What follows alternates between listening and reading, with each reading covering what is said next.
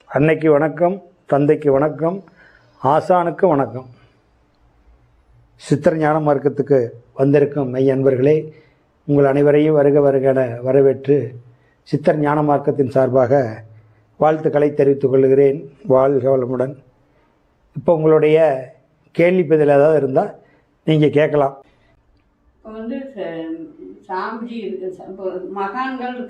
பொதுவாக மகான்கள்னு சொல்லணும், அல்லது சித்தர்களுடைய பேரை சொல்லி கேட்கலாம். இங்கே ஒரு மார்க்கமாக நிறுவனமாக நடந்துகிட்டு இருக்கிறீங்க, வள்ளலார் வரைக்கும் எல்லாத்து பேரை சொல்லி கேட்கலாம். வள்ளலாருக்கு அப்புறம் வந்தவங்க பேரை யார் பேரையும் சொல்லி கேட்காதீங்க. சரி, இப்போ ஒருத்தர் தியானத்துல உயர்ந்த நிலையில ஒரு குரு இருக்காரு. இப்போ ரமணர் மாதிரி, சேஷாஸ்திரி மாதிரி, யோகிராம் சுரத்குமார் ரைட்டு. அப்படி இருக்கும்போது சில பேர் மேலே போனாங்க, அந்த இதை எட்டி பார்த்துட்டு வந்துட்டாங்க. ஆனா எல்லாருமே இந்த புவியில் தான் வாழ்ந்துட்டு இருக்காங்க, யாருமே அதை போய் எட்டி பார்த்துட்டு வந்து அதோட கலந்து போகல அப்படின்னு சொல்றாங்க. சரி, அங்க எதை போய் எட்டி பார்த்தாங்க? இப்போ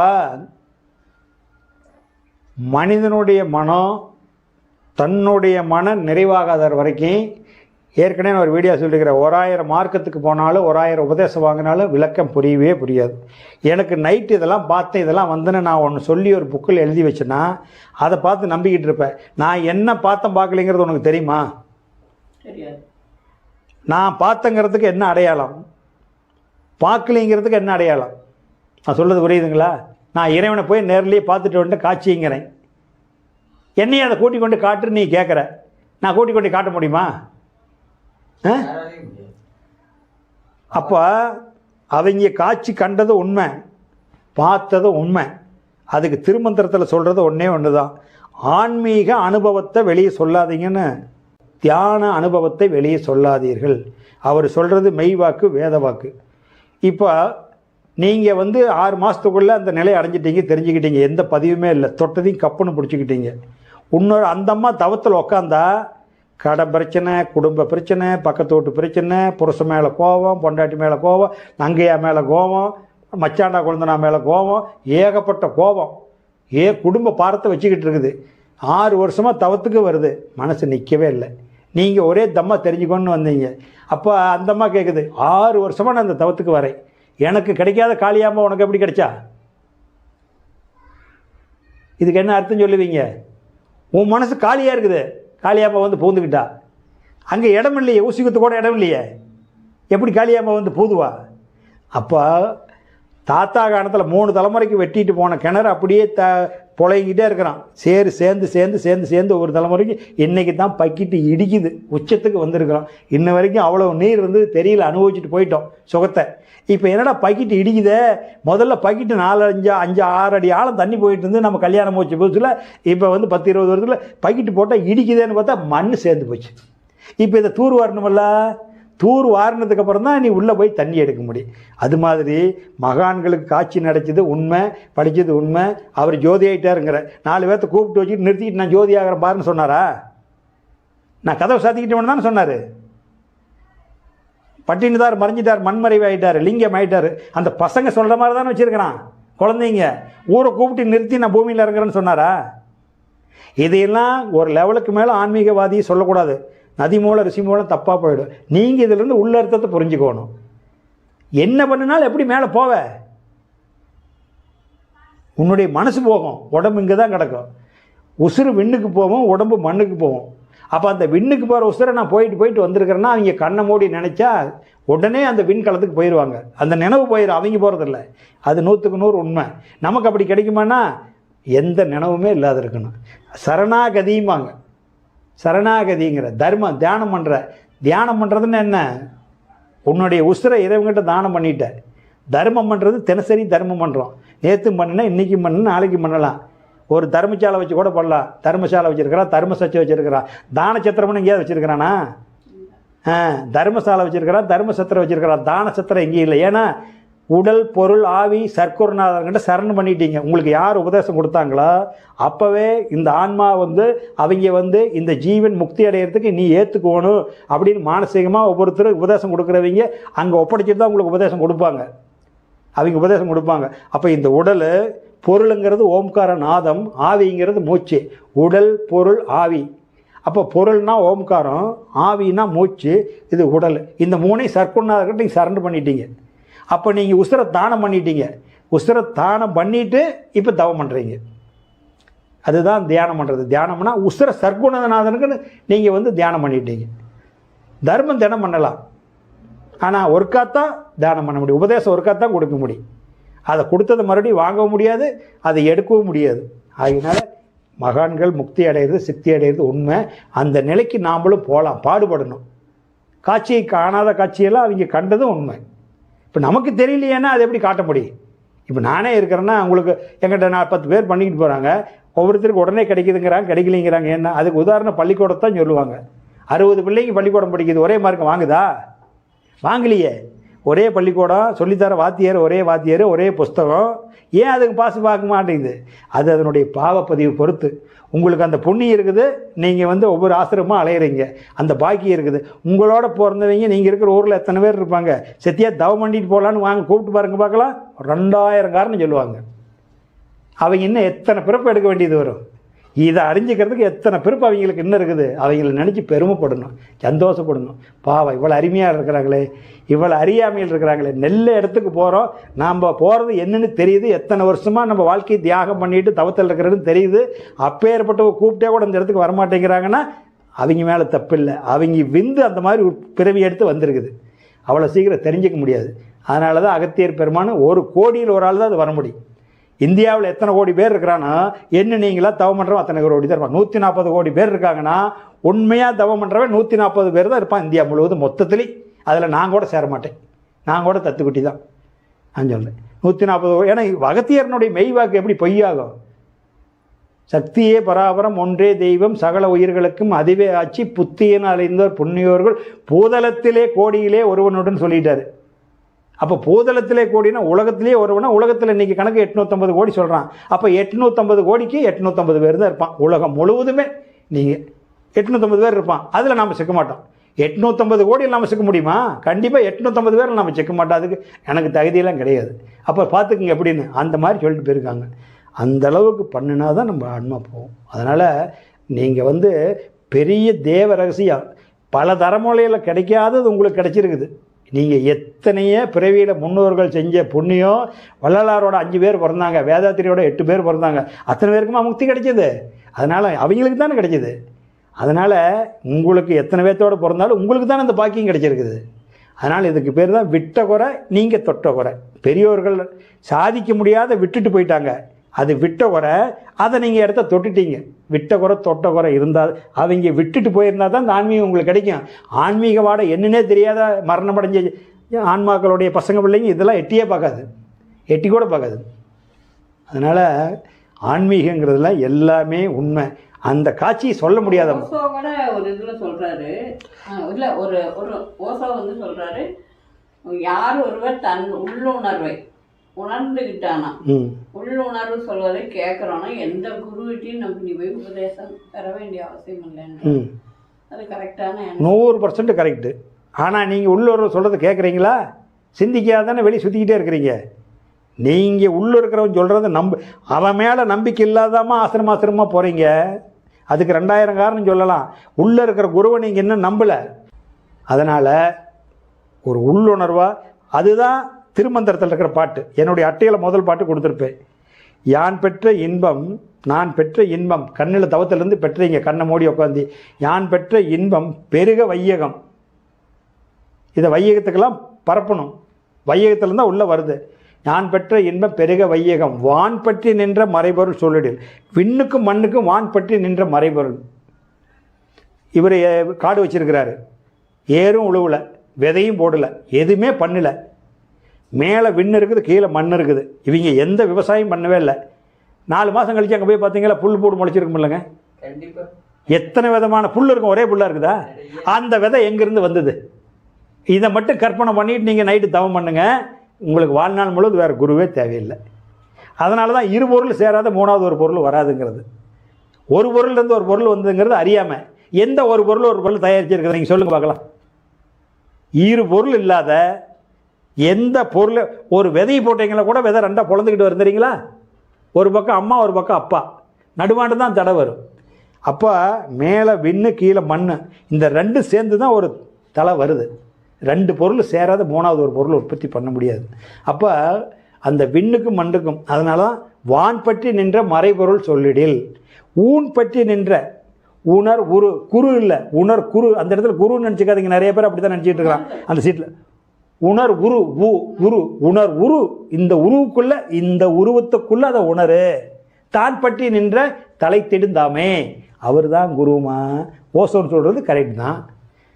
எனக்கு தெரிஞ்ச இந்தியாவில் உள்ள மகான்கள்லேயே அதிகமான நூல் எழுதின மகான் ஒரே மகான் யாருன்னா, இன்றைக்கி இந்த நூற்றாண்டு வரைக்கும் அதிகமான ஆன்மீக நூல் எழுதின ஒரே மகான் அது ஓசோன் மட்டும்தான்.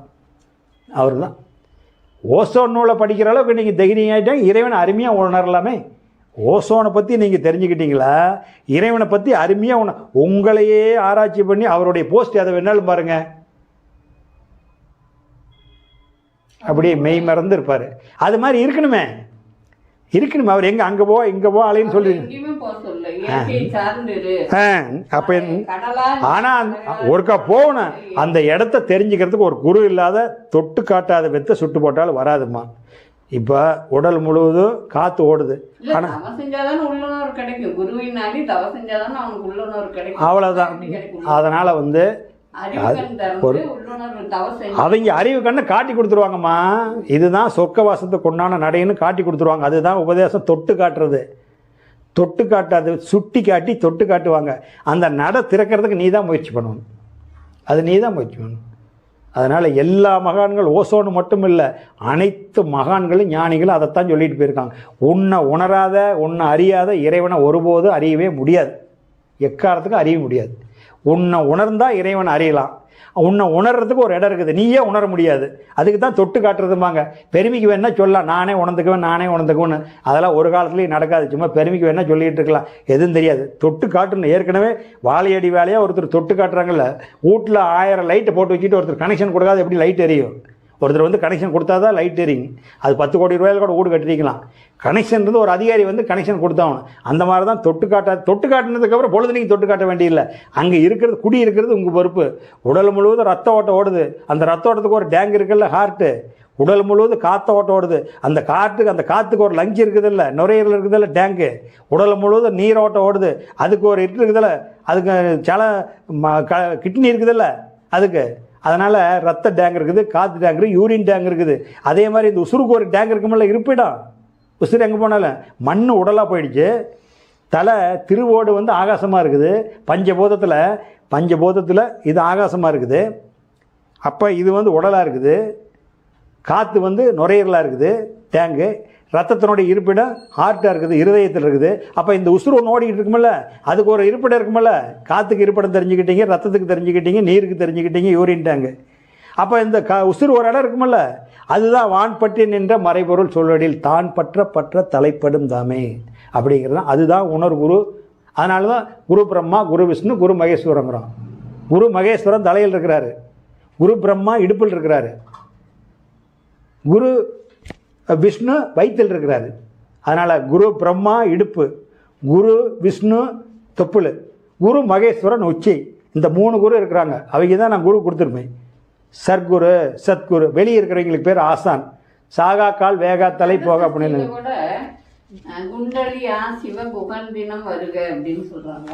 குண்டலினா உயிர், குகன்னா காற்று. தினசரி என்னை வருக, எனக்கு நான் ஏற்றி இறக்கிறதுக்கு உதவி செய்.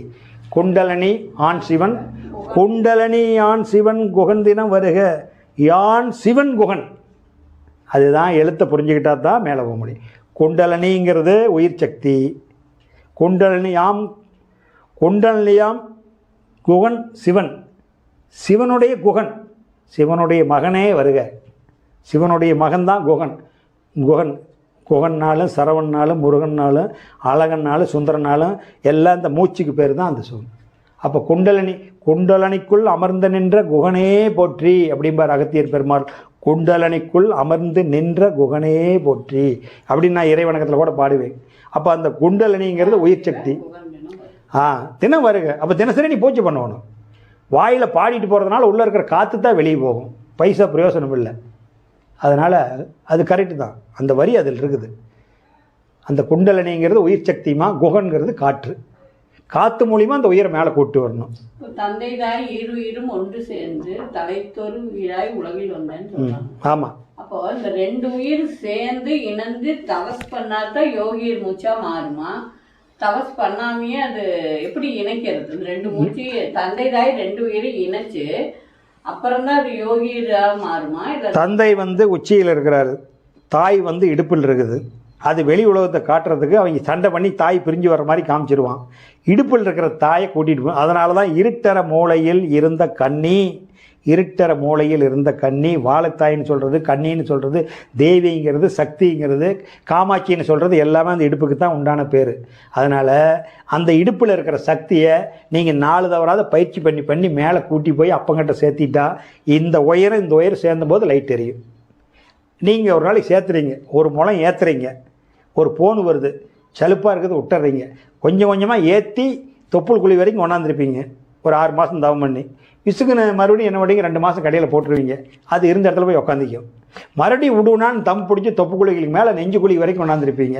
அப்புறம் புலநன்பத்தில் கொஞ்சம் நாளைக்கு டூர் போகிறது வர்றது, அங்கே போகிறது இங்கே போகிறது, மெய் மருந்து இந்த மனசம் கட்டி வச்ச இடத்துக்கெல்லாம் எங்கெங்கெல்லாம் மனசம் கட்டி வச்சிருக்கிறானா அழகாக இருக்கிற இடம்லாம் சுற்றுவீங்க. அது கீழே போய் உட்காந்துக்கு.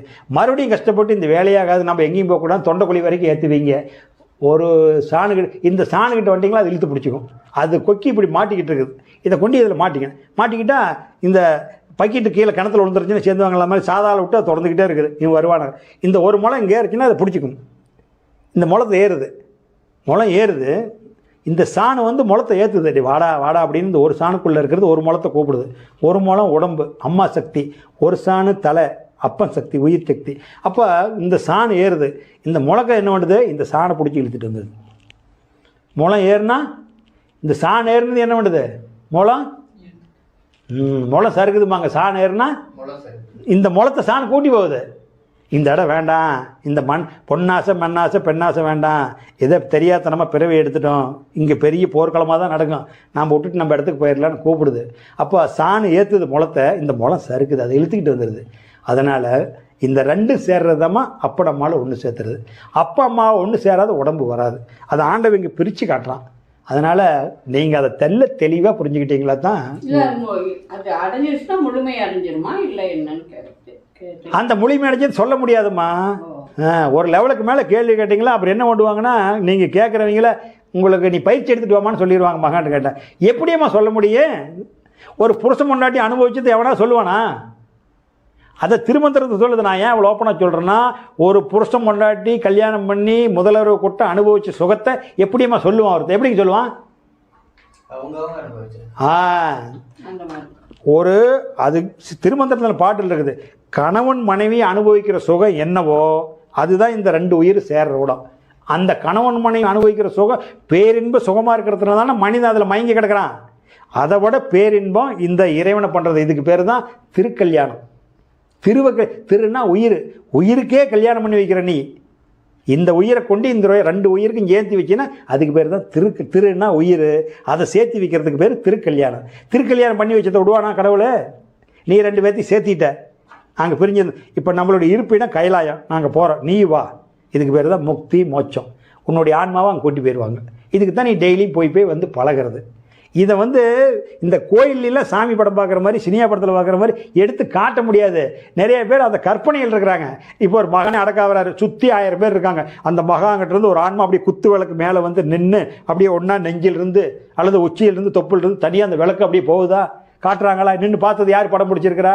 இல்லை இருந்தது. இப்போ இந்த கரண்ட் ஓடிக்கிட்டு இருந்தது, திடீர்னு அப்படியே நின்று போச்சு. நின்று போனதுக்கு என்ன அடையாளம்? ஏதாச்சும் ஒரு உருவமாக வெளியே போகுதா? இயக்கம் அப்படியே நின்று போச்சு. அது ஏன் ஆன்மா ஜோதி அடைஞ்சிட்டாங்க அப்படின்னா, அவங்க ஜோதிங்கிறது உள்ளே இருந்தால் பிரகாசமாக இருக்கிறதுக்கு பேர் ஜோதின்னு பேர் வச்சுருக்காங்க. பிரகாசம் இல்லாததுக்கு பேர் இருள். ஒளினா ஜோதி, ஜோதி இருந்தால் தானே வெளிச்சமாக இருக்கும். அப்போ இந்த உடம்பு இயங்கிட்டு இருக்குது, உள்ளே ஜோதி இருக்குது, அதை கண்டுட்டாங்கன்னு சொல்கிறது. அவங்க கண்டதை எப்படி உங்களுக்கு சொல்ல முடியும்? கண்டவர் விண்டிலர், விண்டவர் கண்டதில்லை. அதை கண்டவன் இங்கே வரும்போது சொல்ல தெரியாது, நினைவு இருக்காது. நினைவு இருக்கிற போது காங்க முடியாது. கண்டவர் அங்கே போய் கண்டார் காட்சியை துரியாத விதத்தில், இங்கே எப்படி சொல்ல முடியும்? இங்கே வரும்போது அதெல்லாம் மறந்துடும். மறுபடியும் அடுத்த நாள் போனால் தான் அவனுக்கு நினைவு. அங்கே நினைவு வர்றபோது தான் இவனால் நினைவத்து போயிருக்கிறான், எப்படி சொல்ல முடியும்? தன்னை மதிமயங்க இருக்கும்போது.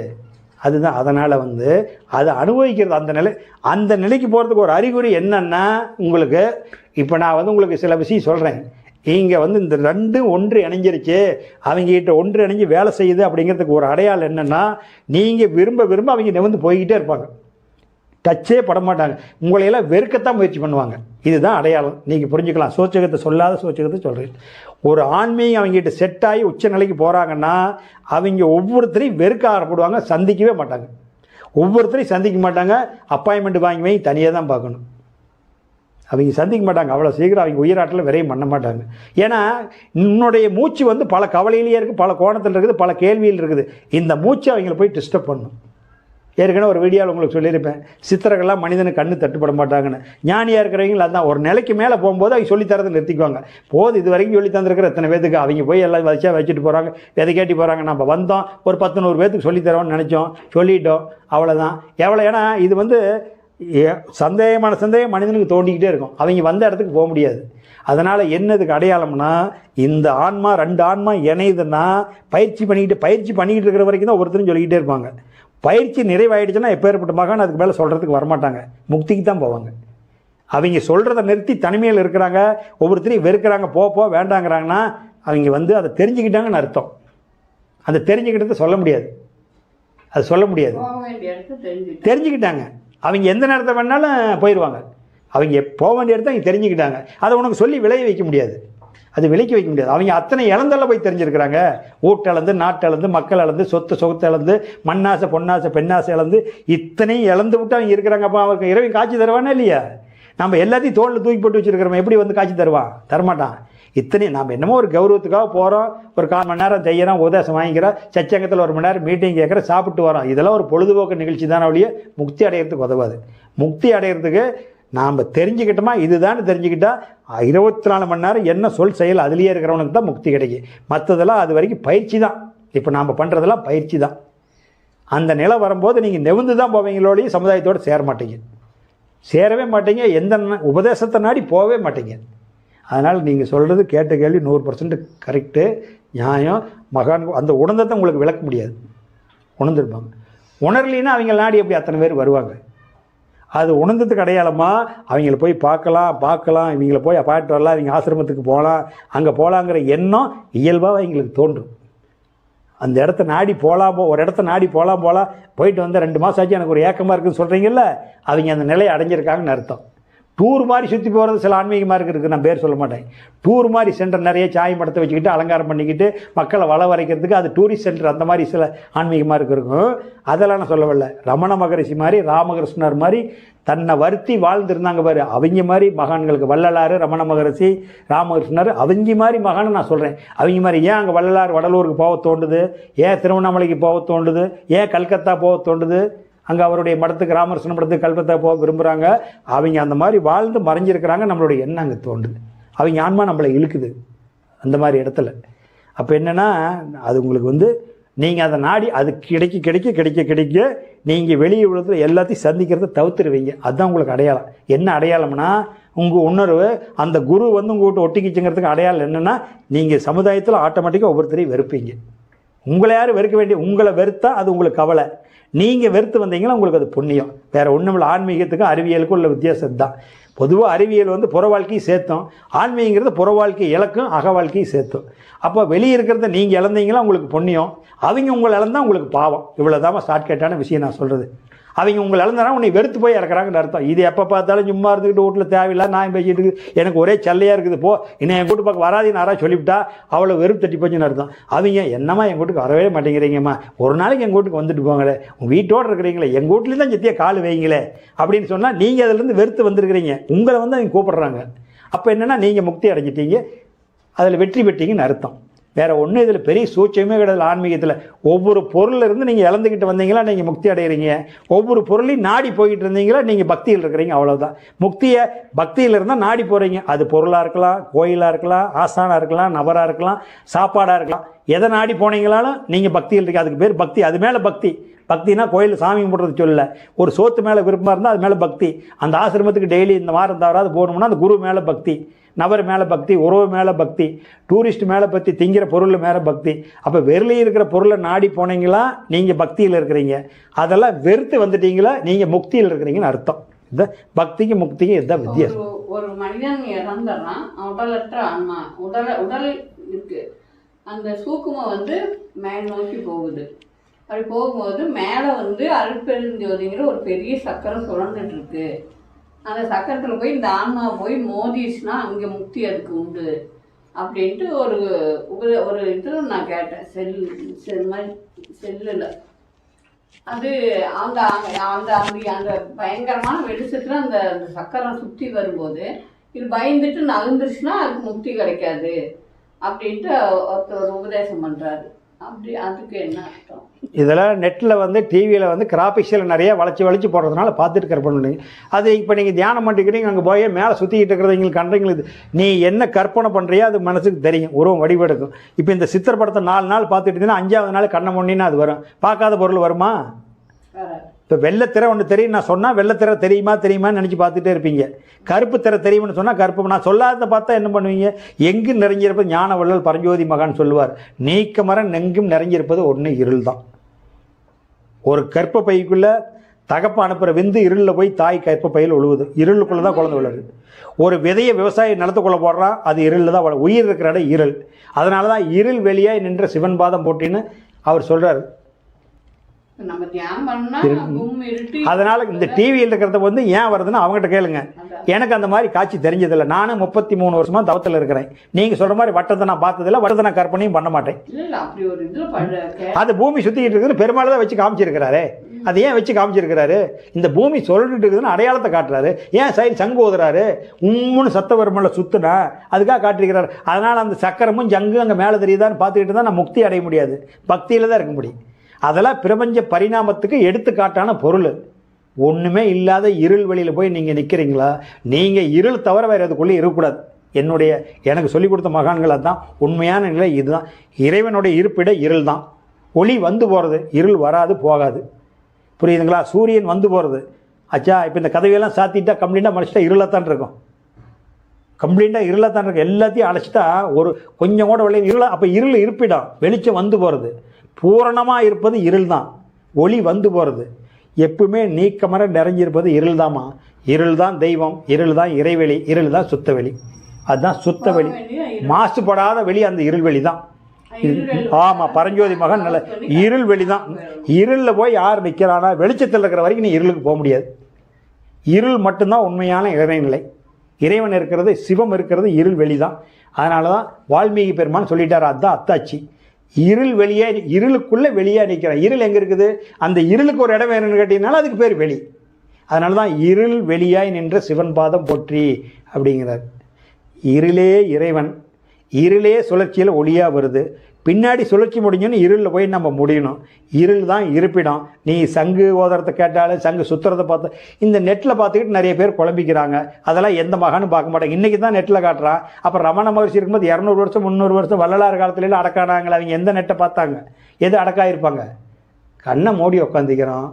சிவனேன்னு எதுவுமே இல்லாத அப்படியே நின்று போயிட்டா அவன் இருளுக்கு போயிட்டான்னு அர்த்தம், முக்திக்கு போயிட்டான்னு அர்த்தம். அவ்வளோதான், வேற ஒன்றும் இல்லை. இக வாழ்க்கையில் இருளை பற்றி சொன்னால் கெட்டது, அக வாழ்க்கையில் இருளை பற்றி சொன்னால் அது உயர்ந்தது. இருள் தான் ஒளியாக வந்திருக்குது, ஒளி இருளாகல. இருள் தான் ஒளியாக வந்திருக்குது வழியா, ஒளி வந்து இருளாகல. அந்த இருளில் ஒன்றும் தெரியாததுக்கு பேர் பிரம்மம். பிரம்மம் அப்படின்னு சொன்னால் என்ன அர்த்தம்னா, கண்ணுக்கு எதுவுமே தெரியாத பித்து பிடிச்ச மாதிரி நிற்கிறேன்னு வை, அதுக்கு பேர் பிரம்மம். அந்த படைப்பு கொஞ்சம் கண்ணை சிமிட்டினா அது படைப்பு. அப்போ பிரம்மத்திலேருந்து படைச்சி வெளியே வருது படைப்பு. அது கண்ணை சிமிட்டாத இருக்கிற வரைக்கும் அது பிரம்மம். கண்ணை சிமிட்டின்னா அது படைப்பில் வெளியே வருதுன்னு அர்த்தம். பிரம்மம்னா ஒன்றும் இல்லைன்னு அர்த்தம். அந்த ஒன்றுமில்லாத இடத்துலேருந்து படைப்பு வெளியே வருது. அதனால் இந்த படைப்புக்கெல்லாம் பிரம்மம் காரணமாக இருக்கிறான். பிரம்மத்தில் தான் இருக்கு. பிரம்மம்னா ஒன்றுமில்லாத ஸ்பேஸ், வெட்ட வெளின்னு அர்த்தம். அந்த வெட்ட வெளியிலேருந்து நம்ம எல்லாம் வந்திருக்கிறோம். அதனால் அந்த பிரம்மனுடைய இடத்துக்குள்ளே தான் இருக்கிறோம். எல்லா படைப்புக்கும் மூலப்பொருள் காரணம் பிரம்மம். பிரம்மம்னா இருள்னு அர்த்தம். ஒன்றும் இல்லாத இடம் இருள். இருளே பிரம்மம், பிரம்மமே இருள். இதுதான் உண்மையான வாக்கியம். நீங்கள் உள்ளே போனீங்கனால் அதுதான். அதனால தான் இருள் வெளியாய் நின்ற சிவன் பாதம் போற்றின்னு வால்மீகி பெருமான் சொல்கிறாரு. அதனால் இறைவனுடைய இருப்பிடம் இருளுமா? இருள். காட்டுக்குள்ளே தவம் பண்ணுறாங்க, கோயிலில் பண்ணிக்கிறாங்கன்னா ஏன் இருளில் போய் புதுக்குறாங்க? அது கும்மிருள்னு சொல்கிறான். இருட்டிலேயே இருட்டு, கும்மிருட்டுமா? கும்மிருட்டுன்னா அப்போ நீ கற்பனை பண்ணிப்பார். ஒரு இருளை சாதாரணமாக பார்க்குற மாதிரி ஒரு 1000 மடங்கு இருள் சேர்த்துனா எவ்வளோ கருப்பு இருக்கும். அவ்வளோ இருளுக்குள்ளே நீ இருக்கிற. இந்த மரத்துக்கடியை சினிமா படத்தில் காட்டுற மாதிரி, போஸ்ட்டில் காட்டுற மாதிரி மகான்கள் தவம் பண்ண மாட்டாங்க. காட்டுக்குள்ளே குகையில் பண்ணிக்குவாங்க. மண் குழி வெட்டி குழிகள் போய் பூந்துக்குவாங்க. அவங்க எங்கே பண்ணுறாங்கன்னு வெளியவே வரமாட்டாங்க. இருளுக்குள்ளே தான் இருப்பாங்க. உடம்பு பூரா வேர்த்து கொட்டும், வெளியாக கொட்டும். அதனால தான் முடிகடிலாம் வளர்ந்து கிடப்பாங்க அப்படியே சடா முடியோட. இருள் தான் இறைவனுடைய உண்மையான இருப்பிடம். அதனால் இருள் சரியான இடம் தான். இந்த சினிமா படத்தில் இருக்கிறது பார்த்துட்டுலாம் செஞ்சுக்கிட்டு இருந்தால் அந்த சாதாரணமாக எல்கேஜி கற்பனை அது கற்பனை. அது கிராஃபிக்ஸ் வந்தனால காட்டுறான். இப்போ நீங்களே அந்த நெட்டில் பார்க்கலீங்கன்னா கிட்ட அதை எப்படி கேட்பீங்க? அது அந்த மாதிரி நடக்குமா? யார் தவம் பண்ணியிருக்கிறாங்க, எந்த மகான் தவம் பண்ணி நான் அந்த மாதிரி சுற்றிக்கிட்டு இருக்குது பார்த்துட்டு சொல்லுவாங்க. அதெல்லாம் கற்பனை. அது காசு சம்பாதிக்கிறவன் செய்கிற வேலை. பணம் சம்பாதிக்கிறவன் குறுக்கு வழியில் சீக்கிரமாக பணக்காரவான்னு நினைக்கிறவன் கிராஃபிக்ஸ் போட்டு காட்டுவான். இந்த ஒன்று ஏறுது, இங்கே சொல்லலுது, இங்கே ஒரு சக்கரம் சொல்லலுது, இங்கே என்றைக்கே தியானம் பண்ணி சொல்கிறத நீ பார்க்க முடியுமா? அது கம்ப்யூட்டரில் கிராஃபிக்ஸில் இங்கே வச்சு காட்டுவாங்க. கம்ப்யூட்டரில் சீக்கிரமாக பணக்காரனாகி போயினுங்கிறதுனால வந்தோம். மக்கள் ரொம்ப நாளைக்கு ஏமாற்ற முடியாது. எவ்வளோ சீக்கிரம் ஏமாத்துறமோ அவ்வளோ சீக்கிரம் ஒரு அமௌண்ட்டை பிடிங்கிட்டு போயிடலான்ட்டு சீக்கிரமாக குறுக்கு வழியில் பணம் சம்பாதிக்கிறவங்க இந்த குடிச்சாத்தா வேலையெல்லாம் பண்ணுவாங்க. கரெக்டாக சொல்லித்தர மகான்கள் யாரும் பண்ண மாட்டாங்க. கரெக்டாக உயிர் வழிபாடு உயிரை பற்றி மட்டுமே சொல்லித்தருவீங்க. அந்த வேலை பண்ண மாட்டாங்க. சீக்கிரமாக பணத்தை மக்கள்கிட்டருந்து பிடிக்கிட்டு போகலாம் அப்படின்னு நினைக்கிறவங்க தான் குறுக்கு வழியெல்லாம் கையாளுவாங்க. அப்படியே வானத்திலிருந்து அப்படியே உட்காந்தீங்கன்னா அப்படியே குப்புன்னு வந்து பூரா உள்ளுக்குள்ளே இறங்குற மாதிரி. யாருக்காவது வந்து இறங்குமா? பார்த்துருக்கிறியா? சொல்லு. தவம் இருந்துட்டு மலையடி வாரத்தில் இருக்காங்க. இப்போ படத்தில் காட்டுவான் அப்படியே குப்புன்னு. நீ அந்த கற்பனையில் போய் வீட்டில் உட்காந்து தவம் பண்ணினா தவம் வருமா? அப்புறம் நெட்டில் பார்த்தங்க அப்படியே வந்து குப்புன்னு உன்னோட உடம்புல இறங்குற மாதிரி காட்டுவான். அருவி மாதிரி கொட்டும். இது நடக்கிற காரியமா? தெரியுமா? இங்கே அப்படியே ஒவ்வொரு சக்கரமாக சுற்றிக்கிட்டே இருக்கும். அப்படியே அப்புறம் சுத்தம். எல்லாம் கம்ப்யூட்டரில் அந்த வேலை செய்கிறான், செஞ்சு காட்டுறான். அது நடக்கிற காரியமா? அதனால் அதெல்லாம் வந்து பணம் சம்பாதிக்கிற வேலை. ஆன்மீகத்தை சம்பாதிக்க முடியாது. ஆன்மீகத்தை சம்பாதிக்கிறவனுக்கு உடல் உசுறு மனிதன் இருந்தானா என்ன பண்ணுறோம், நம்ம வந்து அந்த உடம்பு வந்து கெட்டு மற்றவங்களுக்கு நாத்தடிக்கும் அப்படின்ட்டு நம்ம ஒரு பாதுகாப்பான ஒரு இடத்துல ஒன்றா எரிக்கிறோம், இல்லைன்னா புதைச்சிட்றாங்க. ஆனால் ஒரு தன்னை ஒரு 5 அறிவு படைத்த அந்த மிருகம், இந்த பார்த்திங்கன்னா குரங்கு, அதெல்லாம் இறந்துச்சுன்னா இயற்கை பூமியே அதுக்கு பிறந்துருதாமா. அது உள்ளுக்குள்ளே போய் மூடிக்குதுன்றாங்க. அப்புறம் அதுக்கு துணை செய்த அந்த பூமி ஏன் இந்த மனிதனுக்கு துணை செய்ய மாட்டேங்குது அப்படின்ட்டு ஒரு எண்ணம் வருது நம்மளுக்கு. அது ஒரு உயிரை துன்புறுத்தி வாழிச்சா அதனுடைய இறப்பு என்ன, அதனுடைய இறப்பு பிறப்பென்ன? ஒரு ரகசியம் செய்யுது. ஒரு ஆடு மாடுக்கு ஒரு இயற்கை சீற்றம் வந்தால், பூமி வெடிப்பு வந்தால் யானைக்கு தெரியுது, மாட்டுக்கு தெரியுது, பசுவுக்கு தெரியுது, கோழியெல்லாம் கத்துது, ஆடெல்லாம் கத்துது தெரியுதுங்கிறேன். அது ஒரு ஜீவனுக்கு துரோகம் பண்ணிச்சா? உனக்கு பால் கொடுக்குது, உன் குழந்தைக்கு பால் கொடுக்குது, அது சைவத்தை சாப்பிடுது, அது சைவத்தை சாப்பிடுது. ஆனால் அதுக்கு உன்னோட சுடுகாடு, உன்னோட வயிறு சுடுகாடு. அதை கொண்டு ஒரு பொருள் டெத் ஆகிட்டேன்னா, ஒரு பொருள் குசுறு போனால் அதுக்கு என்ன சொல்லுவோம்? சவம்னு சொல்லுவியா, சிவம் பொணம்னு சொல்லுவியா? ஒரு பொருள் செத்தாகி போயிட்ட பொணம் தானே. இந்த மனிதனுக்கு ஏன் வரமாட்டேங்குதுன்னா, ஆனை குதிரையெல்லாம் புல்லு தானே, அசைவம் தானே சாப்பிடுது, சைவம் தானே சாப்பிடுது. ஆனை குதிரை மாடு ஆடு இதெல்லாம் சைவம் தானம்மா சாப்பிடுது. பியூர் சைவமம்மா. அது அசைவம் திங்கிறது இல்லையா? அசைவம் திங்கிறது புலி சிங்கமெல்லாம் எங்கே கிடக்குது? தூருக்குள்ளே சுற்றுதா? நடமாட விட்டுருக்குறானா? எது நடமாடுது? சைவம் சாப்பிட்றது நடமாடுதா, அசைவம் சாப்பிட்றது நடமாடுதா? சைவ பொருள் சாப்பிட்றது தான் நடமாடுது. ஊருக்குள்ள நடமாட்டத்துக்கு விட்டுருக்குறோம். கோயில் ஆணையை வச்சுருக்கிறான், குதிரையை வச்சுருக்கிறான், அந்த குதிரை மேலே பூஜை பண்ணுறான், கஜகேஸ்வரி பூஜை பண்ணுறான், இங்கே இந்த யோகம் பண்ணுறான், அப்புறம் இந்த பசு மாடு பூஜை பண்ணுறான், கோமாதா. கோயிலில் பூஜை பண்ணுறதுக்கு குதிரையை வச்சு பூஜை பண்ணுறான், யானையை வச்சு பூஜை பண்ணுறான், மாட்டை வச்சு பூஜை பண்ணுறான், புலி சிங்கத்தையே வச்சு பூஜை பண்ணுறான். அப்போ இந்த மனிதனுக்கே நிற்கலைன்னா மனிதன் எல்லா உசரையும் கொண்டு திங்கிறானே, எப்படி அவனுக்கு இறைநிலை கிட்டும்? இறைநிலை கிட்டாது, இவனுக்கு கிட்டாது. அது கிடைக்கிற அறிவு உனக்கு கிடைக்காது. நீயே உன் பையனுக்கு நீச்சம் பழகிக்கிற, அதுக்கு வந்து கடவுளே நீச்சம் பழக்க விட்றான். அது தண்ணியில் தவறி விழுந்துட்டா நீஞ்சி வந்துடும், தண்ணி காட்டியிருக்க மாட்டேன். ஆனால் உன் பையனுக்கு நீ டீப்பு போட்டு சொற்கொடி கட்டி பழக்கிற. இந்த அறிவு உங்கள்கிட்ட இருக்குது. 6வது அறிவு இருக்குது. ஆனால் 6வது அறிவு எதுக்கு இருக்குது? இறைவன் அடையிறதை கொடுத்தான். நீ என்ன பண்ணுற? அழகாக ஊடு கட்டுறது, அழகான பொண்டாட்டி கல்யாணம் பண்ணிக்கிறது, அப்புறம் அழகான ஊர் சுற்றி பார்க்குறது, அழகான ட்ரெஸ் போட்டு பார்க்குறது. இந்த மாதிரி அழகில் இருக்கும்போது அந்த அழகு கிடைக்காது. இந்த அழகை வெறுக்கிறவனுக்கு தான் அந்த அழகு கிடைக்கும். இந்த அழகில் இருக்கிறவனுக்கு அந்த அழகு கிடைக்காது. அது உயர்ந்த அழகு. அந்த அழகு வந்தவன் எல்லாத்தையும் அமைத்துட்டு கோமணம் கட்டிக்குவான். அந்த கோமணம் கட்டுறபோது உன்னை கும்பிட ஆரம்பிச்சிருவாங்க. கோட்டு சூட்டு போட்டிருக்கும்போது கும்பிட மாட்டாங்க. கோட்டு சூட்டு போட்டு நகை நட்டு பிராஸ்லெட்டு போட்டு நல்லா தங்க கலர் வாட்சி கட்டிருக்கும்போது உன்னை கும்பிட மாட்டாங்க. எல்லாத்தையும் கழட்டிட்டு கோமணம் கட்டிக்கிட்டு வந்தாங்க பாரு. ரமண மகரிஷி, பட்டினத்தார், இந்த மாதிரி அவர் புத்தர் பகவான், எல்லாத்தையும் ராஜ்யத்தை இழந்துட்டு வந்தாங்கள்ல. பெரிய செல்வந்தர், வீட்டுக்கு பெரிய செல்வந்தர். அப்போ பட்டினத்தார் பெரிய செல்வந்தர், வியாபாரத்தில் வைர வியாபாரி, அந்த மாதிரி வியாபாரி இழந்துட்டு இடுப்பில் துணி கட்டிகிட்டு வந்தார். ரமணர் வந்து நல்ல குடும்பத்தில் பிறந்து, பிராமணர் குடும்பத்தில் பிறந்து, கலாச்சாரத்தில் விட்டுட்டு கோமண துணி கட்டிகிட்டு வந்தார். அத்தனையும் இழந்துட்டு வந்தாங்க பற்றியா, அவங்கள கும்பிட்றோம். அவ்வளோ இழந்தால் உன்னை கும்பிடுவாங்க. மற்றபடிக்கு கறிக்கு உதவாது. சாதாரணமாக விஷயம் கதைக்கு தான் உதவும், அது முக்திக்கு உதவாது. கதை வேணால் பேசிக்கிட்டு இருக்கலாம். அந்த டிவி பார்த்துட்டு வெளியே இருக்கிற பேச்சை கேட்டுட்டு குழம்பிக்கிட்டு இருக்கிறவங்களுக்கெல்லாம் ஆன்மீகம் ஒரு காலத்துலேயும் கிட்டாது. உடல் இருக்குது, உசுர் இருக்குது, மனசு இருக்குது, சொல்லி கொடுத்துட்டாங்க. அப்போ அந்த ஆன்மா என்ன பண்ணுது, அந்த ஆன்மா ஆட்டோமேட்டிக்காக நல்ல கடிக்கு போயிடும். இது ஏன் போகுதுன்னா எல்லாத்துக்கும் போகிறது இல்லை. எல்லாத்துக்குமா பொட்டி வைக்கிறாங்க. யாருக்கு பொட்டி வைக்கிறா? நல்ல தவம் பண்ணியிருக்கிறவனுக்கு 10 நாள் பொட்டி வைக்க மாட்டான். 72 மணி நேரம் வச்சு எடுக்கலாம் அந்த உடம்பை. இப்போ நானே இருக்கிறனா கூட அடக்காயிட்டா 72 மணி நேரம் நீங்கள் வச்சு எடுக்கலாம். ஜவாலுக்காக கூட செக் பண்ணலாம், ஒன்றும் ஆகாது. 72 மணி நேரத்துக்கு ஒரு குண்டு மணி கூட வந்து எதுவும் ஒட்டாது, மழை ஜலம் எதுவும் கழிக்காது, மூக்கிலிருந்து எதுவும் வரவே வராது. இப்போ நான் பேசிக்கிட்டே இருக்கிற உள்ளுக்குள்ளே காற்று ஓடிக்கிட்டு இருக்கிறத ஒழிஞ்சு மூக்கிலிருந்து கையை வந்து வச்சு பாருங்கள், வெளியே மூக்கில் புசு புசுன்னு வருதான்னு. மூக்கில் பேச பேச பேச பேச மூக்கில் புசு புசுன்னு வந்ததுன்னா அவனுக்கு உசுறு வெளியே போயிட்டு இருக்குன்னு அர்த்தம். உள்ளுக்குள்ளே ஆட்டோ சரிச்சின மாதிரி ஓடிக்கிட்டே இருந்ததுன்னா அவன் உயிர் உள்ளே ஓடிக்கிட்டு இருக்குன்னு அர்த்தம். உள்ளே உயிர் ஓடிக்கிட்டு இருந்தால் உடம்பு சூடாக இருக்கும். உடம்பு சூடாக இருக்கிறவனுக்கு எதுக்கு மலைஞ்சாலம் வருது இறந்தா? அந்த பயிற்சி பண்ணுவானோ, அதுக்கு பேர் தான் வாசி. அந்த வாசி தான் கை கொடுக்கும், மற்றது எதுவும் கை கொடுக்காது. வான்னா சிவனும் சக்தி, சீனா சிவம், வான்னா சக்தி. அந்த சிவனும் சக்தி இணைஞ்சு தான், 2 பேர்த்தையும் இணைச்சி தான் நம்ம பயிற்சி பண்ணிக்கிட்டு இருக்கிறோம் வாசியை. வாசினாவே சிவசக்தி தான். அந்த மகான்களை எப்படி அடக்காகிறாங்க, என்ன அடக்குறாங்க, அவங்களுக்கு அடையாளம் என்ன, கண்ணில் யாருக்கு அந்த கண்ணில் தெரியாது, சாதாரண மனிதன் பார்க்க முடியாது. அதை உணர்ந்தவங்க உணர்ந்துக்க சொல்ல மாட்டேங்க. அதை இவங்க எந்த நிலையில் அடக்காக இருக்கிறாங்கன்னு அதை உணர்ந்தவங்களுக்கு அந்த அடக்கானவர் உணர்த்துவார், அவங்க சொல்ல மாட்டாங்க.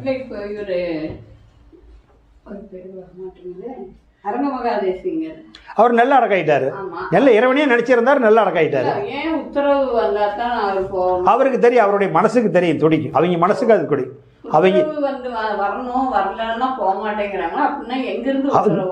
அவங்களுக்கு மேலே ஆன்மாவிலிருந்து அவங்களுக்கு தெரியும், மேலே வான்காந்தத்திலிருந்து அவங்களுக்கு வரும், எப்போ போகிறதுன்னு உணர்வு வரும். அவங்க உள்ளுணர்வே உத்தரவுனா அவங்க உள்ளுணர்வே அவங்களுக்கு சொல்லும், இனிமேல் நீங்கள் இருக்க வேண்டாம், அடக்காயர்னு சொல்லும். அவங்களுக்கு உள்ளுணர்வே உதிக்கும்.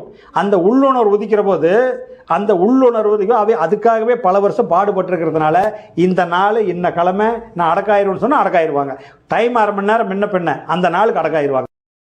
மௌன உபதேசத்தில் யார் இருக்கிறாங்களோ அன்னைக்கு தான் முக்தி அடைய முடியும். அவர் கடைசி காலத்தில் அதே மகா தேசிகர் பல வருஷம் படுத்திருந்தார்ல, பேசாத. நான் கூட அவர் போய் பாட்டு வந்தேன், 2023 போய் பாட்டு வந்தேன். நான் எங்கள் வீட்லேயும் பாட்டு வந்தேன், நேரில் பார்த்து ஆசீர்வாதம் வாங்கிட்டு வந்திருந்தான். அவர் போனோன்னையுமே முருகான்னு சொல்லுங்கிறாரு. கறி சாப்பிடுவேன்னு கேட்குறாரு.